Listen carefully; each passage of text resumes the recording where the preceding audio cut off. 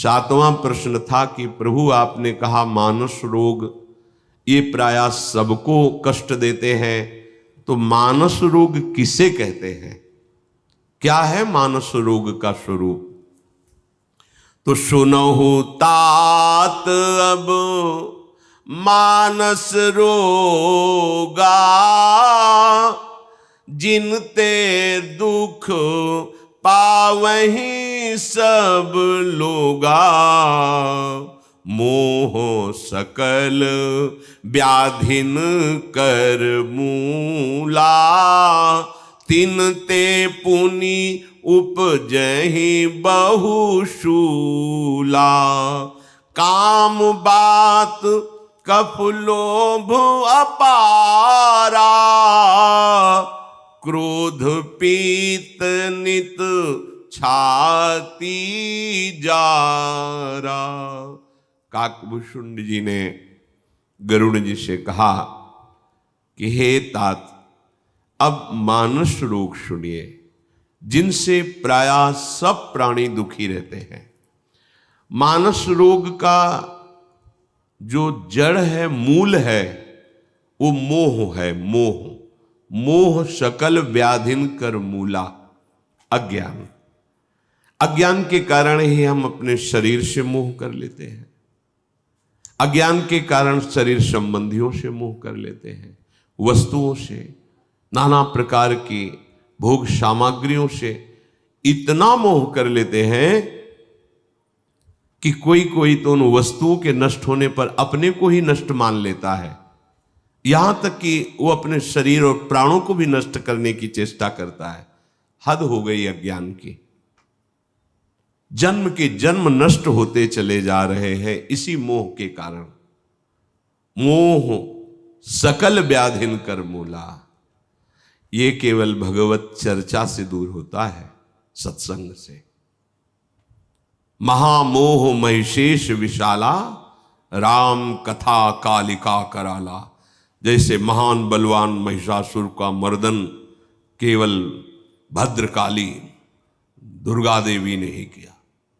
अब देवता कंपायमान हो रहे थे उसके सामने, और आद्या शक्ति ने प्रचंड रूप धारण करके उसका विनाश कर दिया।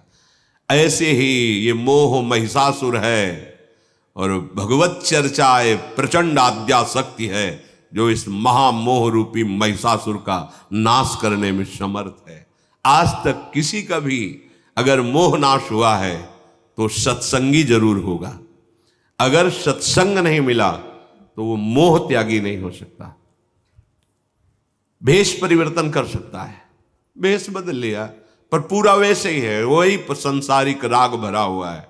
सांसारिक राग और मोह का नाश भगवत प्रेमी महात्माओं के श्रीमुख से निकले हुए भगवत रहस्यों के, भगवत तत्व ज्ञान की बातें सुनने से मोह का नाश हो जाता है। भगवत महिमा सुनने से मोह का नाश हो जाता है। स्वयं देखो, गरुड़ जी को मोह हुआ था, भ्रम हुआ ज्ञान, लेकिन काकभूषुंड जी के सानिध्य में पहुंचते ही खत्म हो गया। ये मोह अगर भगवत चर्चा ना सुनी जाए, महापुरुषों का संग करके सत्संग का रंग न चढ़ाया जाए, तो बड़ी पोल बनी रहती है, अंदर पुलाई बनी रहती है। वो उसको थोड़ी दिखाई देती है जिसके होती है। इन दोषों की सबसे बड़ी बात यह है कि जिसके हृदय में अधिकार कर लेते हैं उसको ये समझ में ही नहीं आता कि ये दोष है, नहीं समझ में आता। अगर उससे समझाया जाए कि ये दोष है तो वो उसी पर दोषारोपण कर देगा। वो अपने दोषों को दोष मानना ही नहीं चाहेगा। यही इस रोग का प्रभाव है, मानस रोग का।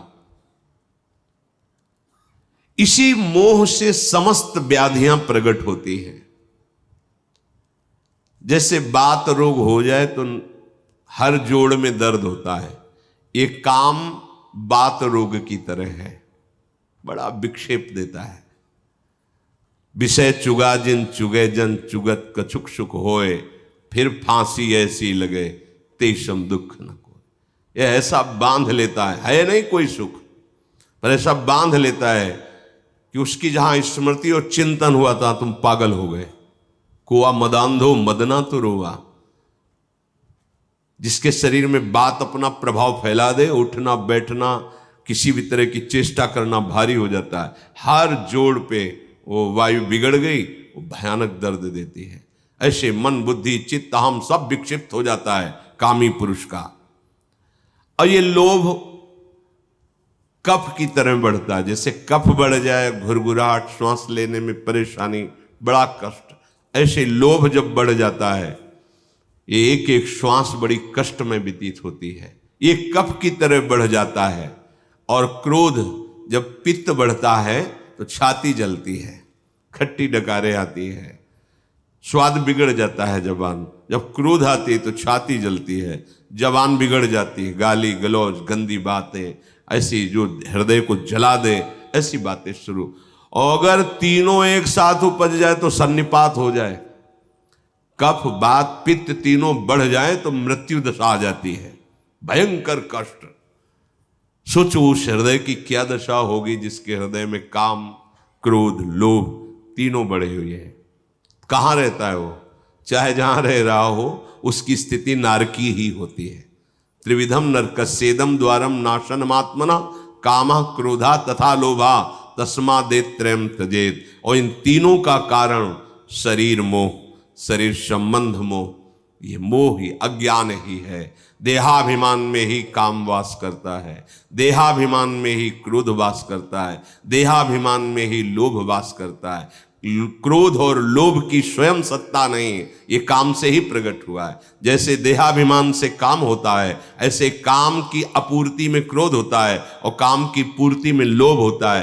क्रोध और लोभ की स्वयं की सत्ता नहीं। कामा संजायते क्रोधा, जहां काम की आपूर्ति प्रतिकूल व्यवहार हुआ, क्रोध आ जाएगा। काम की पूर्ति तो और भोगने का लोभ आ जाएगा, और एकत्रित करने का लोभ आ जाएगा, संग्रह करने का आ जाएगा। ये बड़ा भारी बंधन है। प्रीति करही जो तीनिउ भाई, उपजई सन्य पात दुखदाई।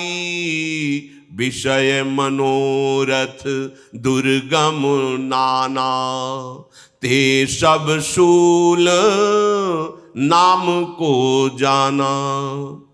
हे गरुड़ जी, यदि तीनों एक साथ हृदय में प्रकाशित हो जाए तो सन्निपात हो जाता है। वो जिंदा मुर्दे के समान रहता है। जिन्हरि भगत हृदय नहीं आनी, जीवित सौ समान ते प्राणी।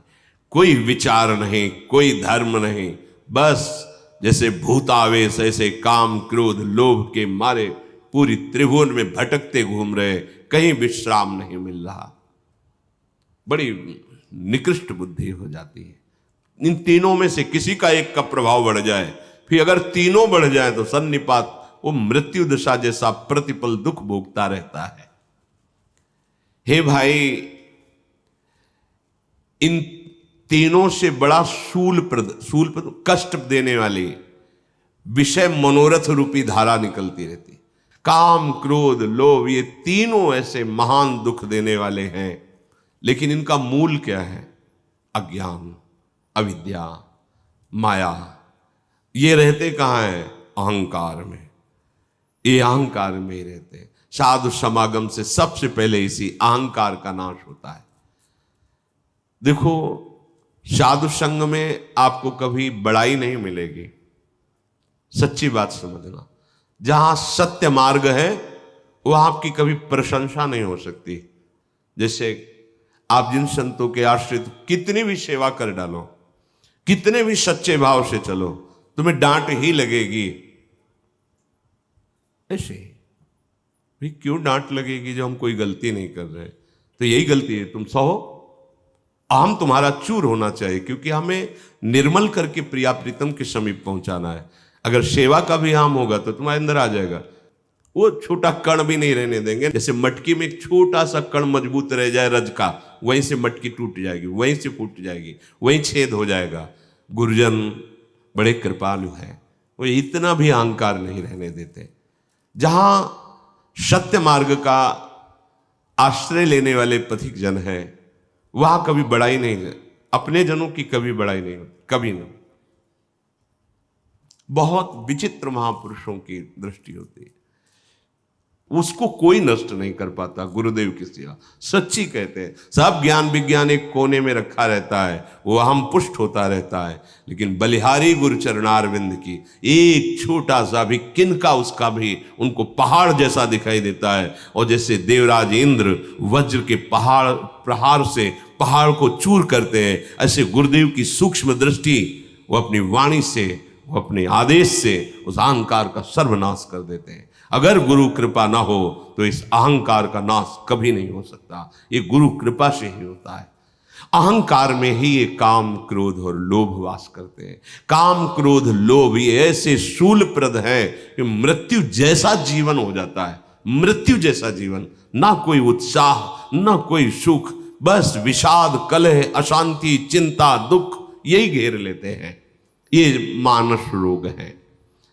हे गरुण जी, ममता दादु कंडु ईर्षाई, हर्ष विषाद गरह बहुताई, पर सुख देखी जरनी सोई छई, कुष्ठ दुष्टता मन कुटिलई।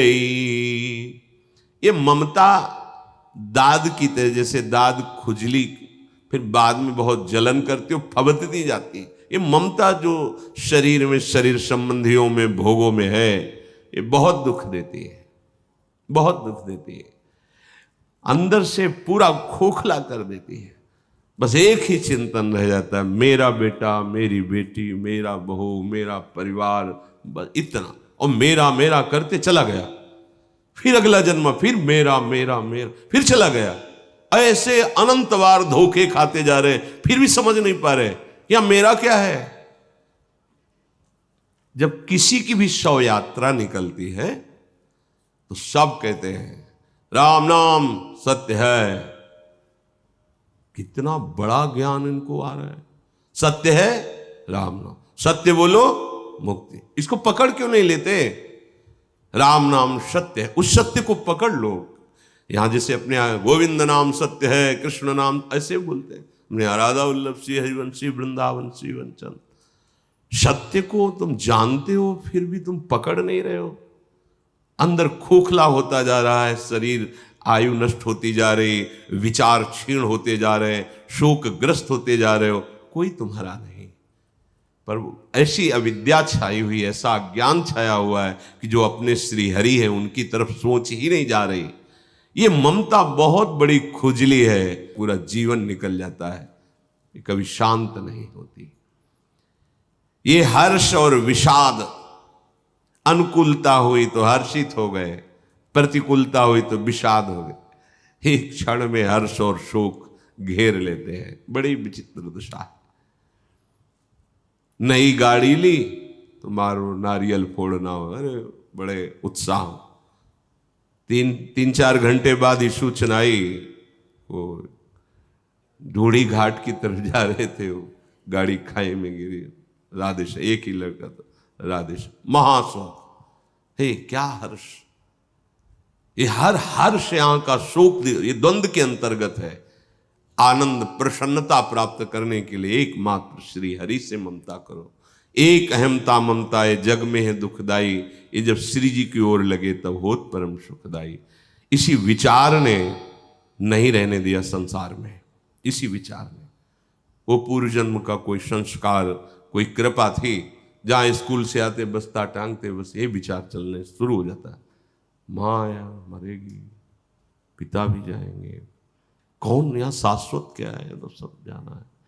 कोई एक तो ऐसा होना चाहिए जिससे हम प्यार करें, और वो बस इसी विचार में बस अंदर से ऐसी आग पैदा। नहीं, संत जन आते थे, कीर्तन करवाते थे, वही पता था।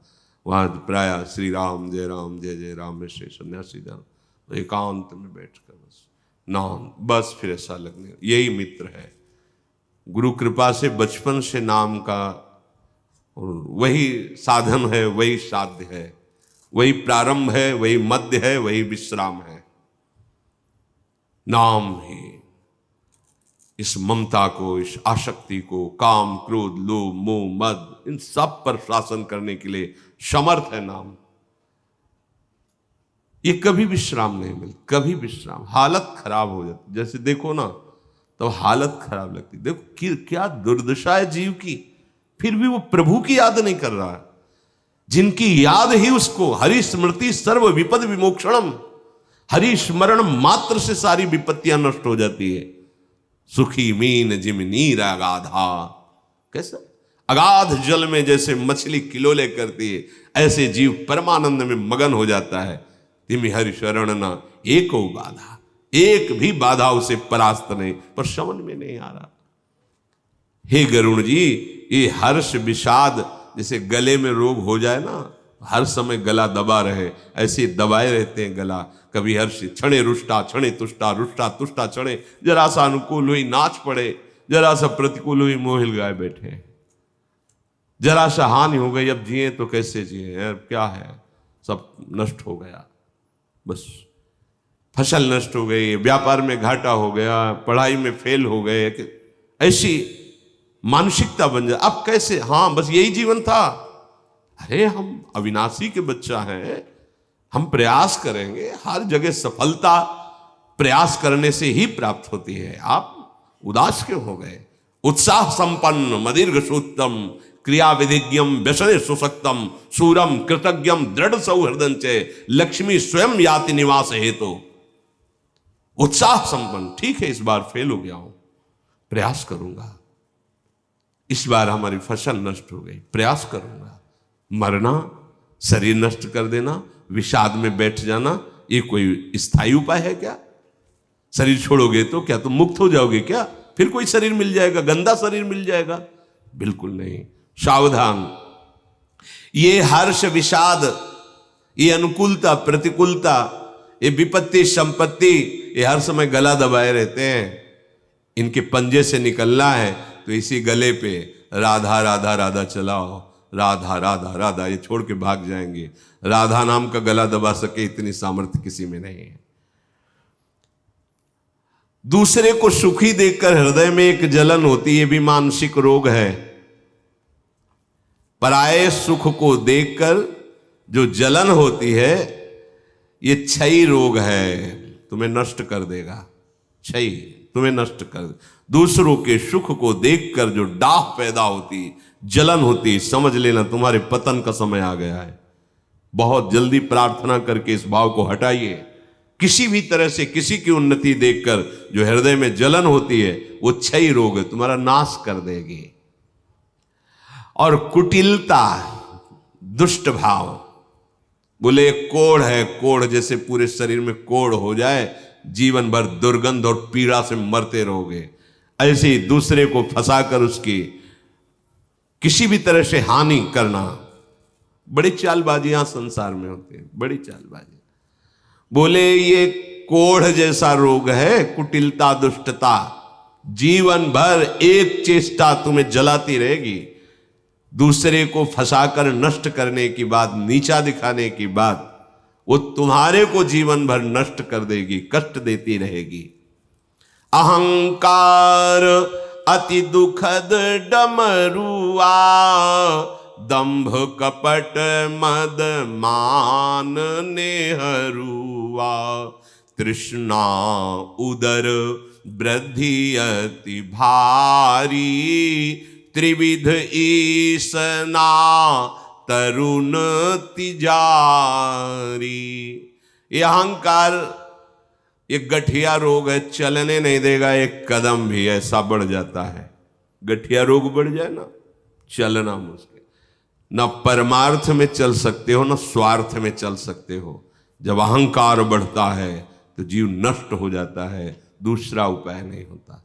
देखा है, ये कुछ ऐसे दृश्य देखे जाते हैं, बहुत विचित्र। ये मानस रोग है, सबके हैं। कोई भजन करने वाला इनको मिटाता है। सदगुरु वैद्य बचन विश्वासा, संयम या न विषय के आशा। ये गठिया रोग है, अहंकार एक कदम आगे नहीं चलने देगा। बहुत बहुत नचनी नाच नचाए हैं और वो समझ नहीं पा रहा, वो समझ रहा मैं अपनी इच्छा से नाच रहा हूं। तृष्णा उदर बुद्धि अति भारी। जो तृष्णा है, भोगे हुए भोगों को बार बार भोगने की इच्छा, ये उदर वृद्धि रोग, जलोदर रोग है। पेट बढ़ता जाता है। कई लोग ऐसे होते हैं कि पता नहीं कहां जाता रहता है भोजन, दिन भर पाते रहे तो भी उनका ऐसे ही तृष्णा है, कभी तृप्त नहीं होगे, कभी तृप्त नहीं।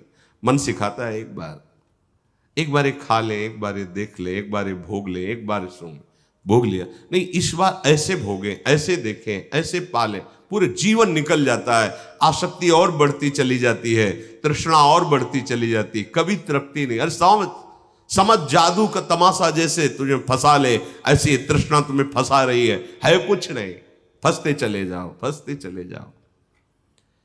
दंभ, कपट और मद, ये नसों के रोग हैं। दंभ, ये बनावटीपन, सम्मान पाने के लिए, अर्थ पाने के लिए, वाहवाही के लिए ये बढ़ जाता है, ये रोग दंभ बढ़ जाता है। अगर भक्ति को संभाला ना जाए तो रोगी हो जाती है। दंभ, कपट, पाखंड, ये रोग उसको हो जाता है। वो फिर हरि को प्राप्त कराने की सामर्थ्य नहीं रखती वो भक्ति, ये दंभ बढ़ जाता है। बिन विवेक वैराग्य भक्ति बिन सत्य ने को मानो, भगवत विमुख कपट चतुराई सो पाखंड ही जानो। विवेक वैराग्य और भक्ति के बिना, प्रेम के बिना वो सब दिखावा मात्र रह जाता है। कुछ भी दिखावा नहीं होना चाहिए। असलियत में आप नाम जप करो, माला ले, कोई कुछ बोले कोई परेशानी नहीं। असलियत में भगवत चिंतन से, भगवत भाव से अश्रु प्रवाह हो रहा, कोई बात नहीं। असलियत में आप जैसे स्वाभाविक बैठे, कोई भी बनावटी नहीं होना चाहिए। चार लोग दर्शन के लिए आ गए, उसका बनावटी स्वरूप करना की ऐसा, या किसी भी कोई भी बनावटी किया तो भक्ति बीमार हो जाएगी। दम्भ का रोग, पाखंड का रोग लग जाएगा। और ये नसों का रोग है, जल्दी पहचान में नहीं आता। ये ऊपरी रोग नहीं है, ये आंतरिक रोग है। 3 प्रकार की इच्छाएं, ये तिजारी है, प्रबल बुखार है, पीड़ा ही देता रहेगा। कंचन कामिनी कीर्ति, पुत्रैषणा, वित्तैषणा और लोकैषणा, मान। भगवान की माया की प्रबल 3 खाइयां हैं। कोई बिरला इन तीनों खाइयों को पार करता है, ना किसी न किसी में गिर जाता है, फिसल जाता है। बिरला वही होता है जिसको मन वचन कर्म से केवल भगवान का भरोसा है, वो पार कर जाएगा। कंचन कामिनी कीर्ति, ये ऐसी खाई है कि प्रायः गिरना ही होता है, बच वही सकता है जिसकी रखवाली भगवान करते हैं। करो सदा तिनके रखवारी, इसीलिए हरि शरणम, भगवान की शरणागति ही बचाती है।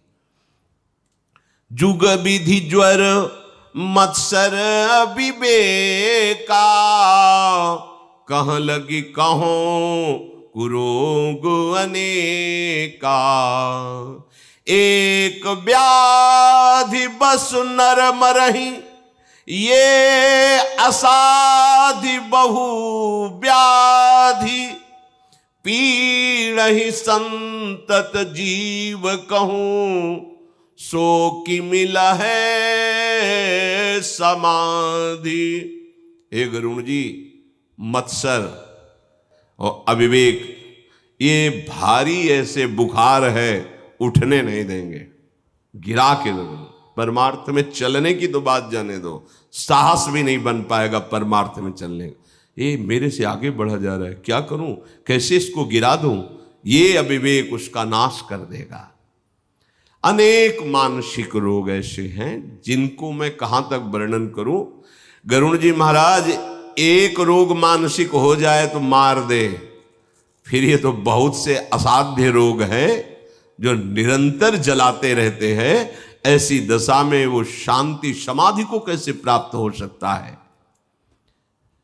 नेम धर्म आचार तप ज्ञान यज्ञ जप दान, भेषज पुनि कोटिन नहीं, रोग जाहि हरि जान।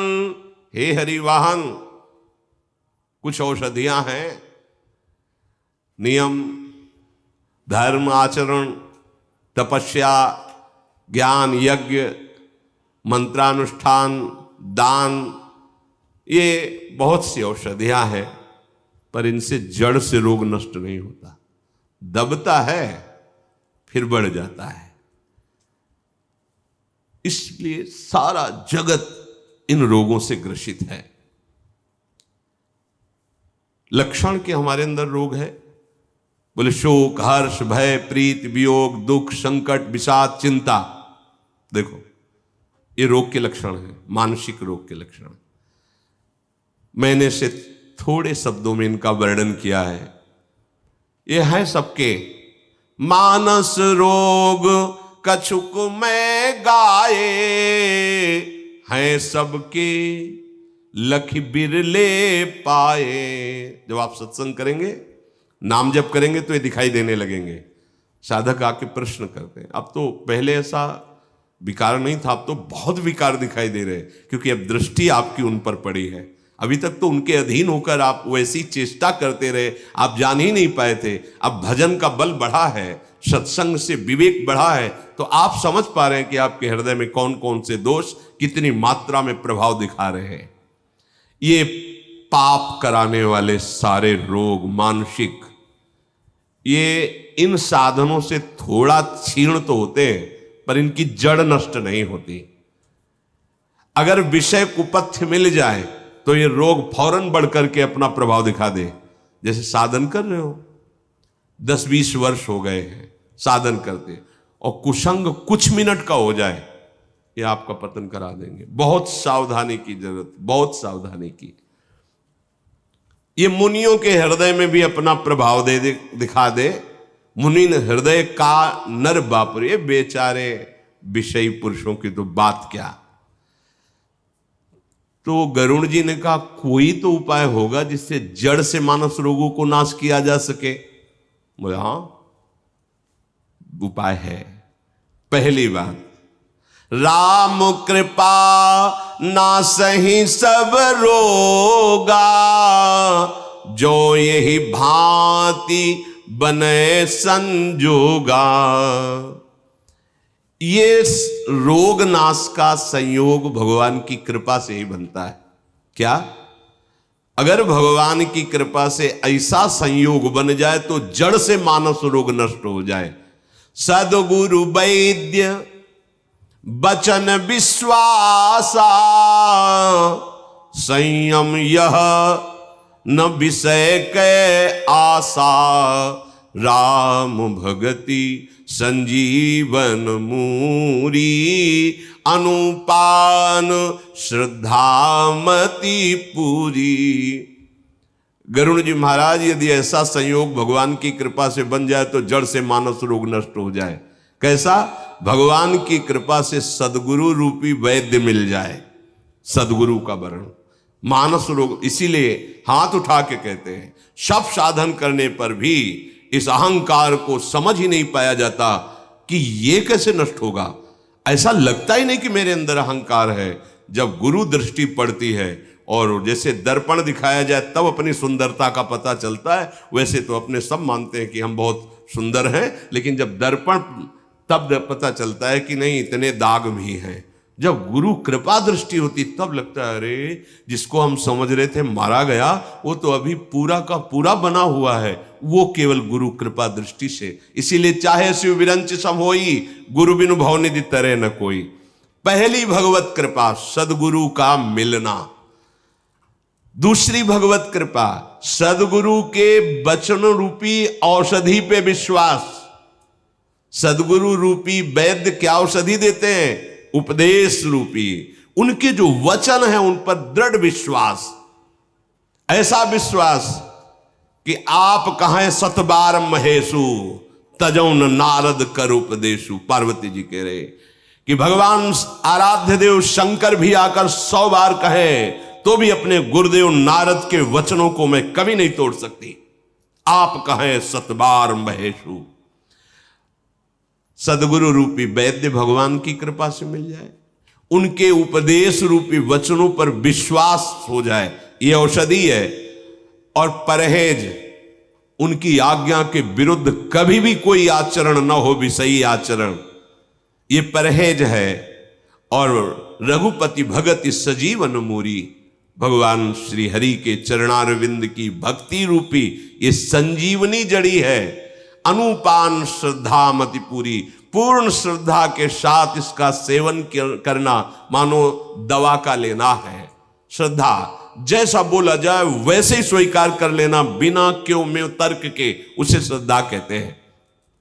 महाराज, यदि ऐसा संयोग बन जाए तो जड़ से मानस रोग नष्ट हो जाए, नहीं तो और कोई करोड़ों प्रयास करो, ये मानस रोग जाने ना ही जतन कोटि नहीं जाए।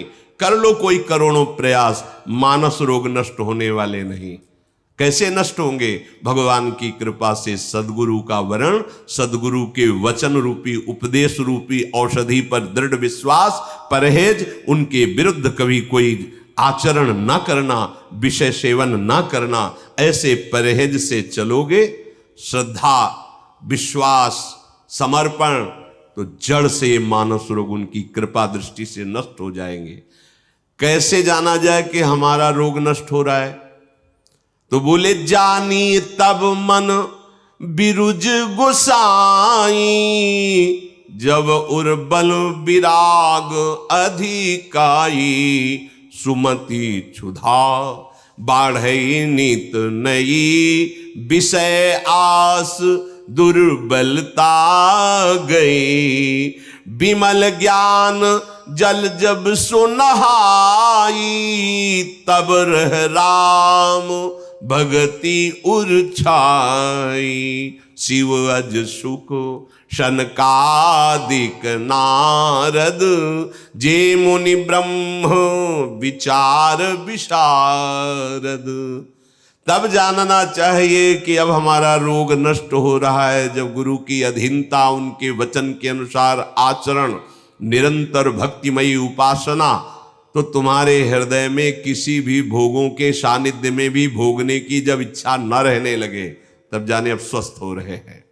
तुम्हारे हृदय में भूख बढ़ने लगे, किसकी? भगवत चर्चा सुनने की, नाम जपने की, दूसरों को मंगल सुख प्रदान करने की, जानो रोग नष्ट हो रहा है।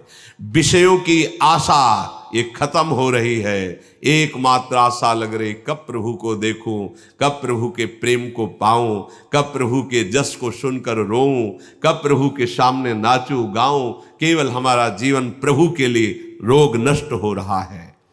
इस भावना में सुंदर ज्ञान का प्रादुर्भाव होता है, मानो सुंदर स्नान कर लिया।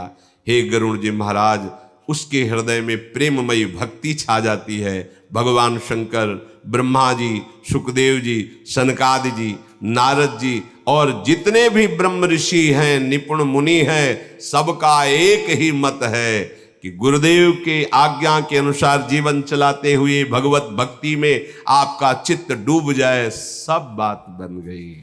अगर प्रभु की भक्ति नहीं, प्रभु का भजन नहीं, फिर जीवन का ये जो दुर्दशा स्वरूप है, भय, शोक, संताप, कष्ट, जन्म, मरण, दुर्गति, ये नहीं मिटेगी। और इसी को मिटाने के लिए मनुष्य शरीर है। बड़ा बढ़िया संयोग बना है। भजन भजन जीवन का सार, निरंतर नाम रटन। शेष चर्चा की श्री राधा।